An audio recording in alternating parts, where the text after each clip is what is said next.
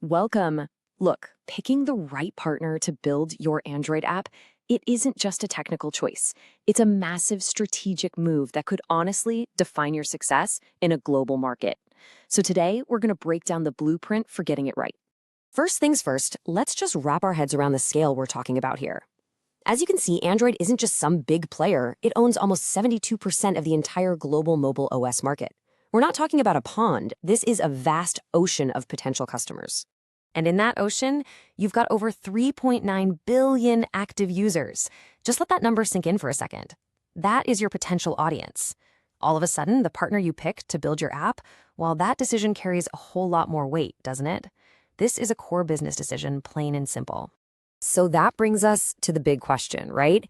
In a marketplace where you have literally millions of apps all fighting for attention, how on earth do you find the one development partner who can actually cut through all that noise and deliver a winner? Well, that's exactly what we're here to figure out. All right, the selection process, it starts with you. Seriously, before you even think about looking at agencies or developers, you have to get crystal clear on your own goals, your company stage, and your technical vision. You've got to look inward first. What's really key here is understanding how your company type points you to the right partner. I mean, if you're an early stage startup, what do you care about? Speed, getting that minimum viable product, your MVP, out the door. You need a small, agile boutique firm that can move fast. But if you're a huge enterprise, your whole world revolves around things like security and compliance. That points you toward a big system integrator. The main takeaway here, one size definitely does not fit. Okay, next up is this huge fork in the road. Do you go native or cross-platform? Going native, using a language like Kotlin, gives you absolutely top-tier performance and deep access to a phone's hardware. Think about apps that need to connect to IoT devices or have super intense graphics. But if your main priority is getting onto both iOS and Android fast, and maybe you're on a tighter budget, then a cross-platform tool like Flutter is often the much smarter play. There's no single right answer here, only the great answer for your project. Okay, so you've looked inward, you know what you need. Now it's time to actually start vetting potential partners. Let's jump to our second filter, where we'll figure out how to scrutinize their actual technical skills. Cutting through all the marketing fluff to find the real experts. This right here, this is your cheat sheet for modern tech. I'm serious. If an agency suggests building a brand new app in Java, that's a huge red flag. The industry standard is Kotlin. You also want to hear them talking about things like Jetpack Compose for the UI and using a clean architecture like MVVM. Now, this isn't just a bunch of jargon. This is the toolkit of an efficient, future-proof development team. And this brings up a point that is so important.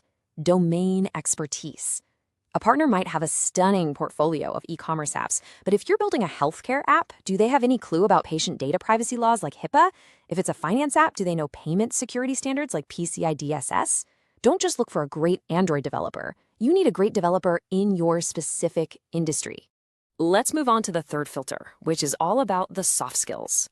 A development partnership, it's a relationship. And the way a team communicates, how they collaborate, and how they manage a project, that's just as critical as the quality of the code they write.